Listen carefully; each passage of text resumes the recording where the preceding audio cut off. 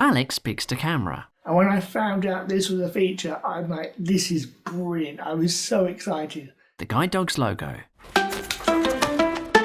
Guide Dogs. An explosion of pixels, and the title, Blind Gaming, Accessibility in Video Games. In this video, Alex talks about the accessibility features he uses to enjoy his favourite games. Alex chats from the sofa in his lounge, and has short brown hair, blue-rimmed glasses, and is wearing a light blue Guide Dogs polo shirt. Hi, I'm Alex, I'm 29 and I'm a gamer with a vision impairment. Alex games from his sofa. I like to play anything that's very heavily story driven. So for example, the Last of Us series, or I like to play simulation games, bus simulator, or I play train simulator. I particularly try to pick a simulation game that I know I could never do as a job. Caption: growing up as a gamer with sight loss. So my eye condition is a retinopathy or prematurity, so I have no vision in my right eye whatsoever, and in my left eye on a good day I have about 20% vision.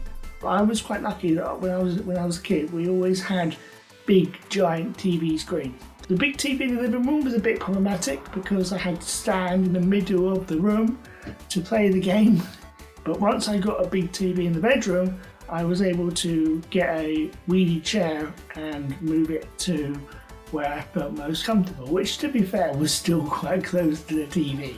Caption: what accessibility features do you use when gaming? So for the most part, gaming for me has been semi-positive. If I can, I'll always turn on the size of the heads-up display, so I will try and make that as large as possible. I'll also try and turn the heads-up display yellow, because yellow is the one colour that I see the easiest. So in really dark areas, I turn on high contrast mode so I can see the enemies that I'm trying to kill.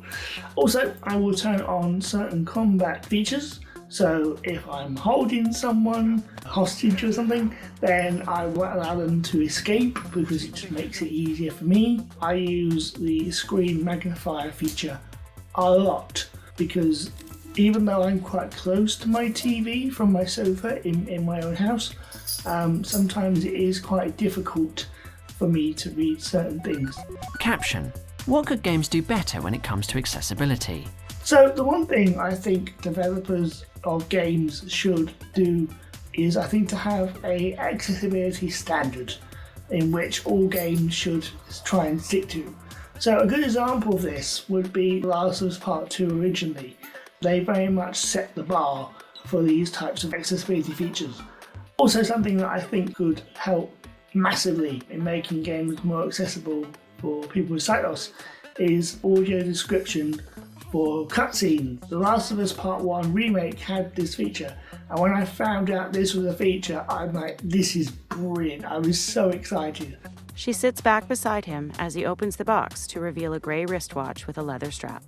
It only added even more to the cutscene than what it did before. So if we could have that as like a main standard when developing any video game by any developer, that would be very much ideal and would definitely pave the way for accessible games in the future.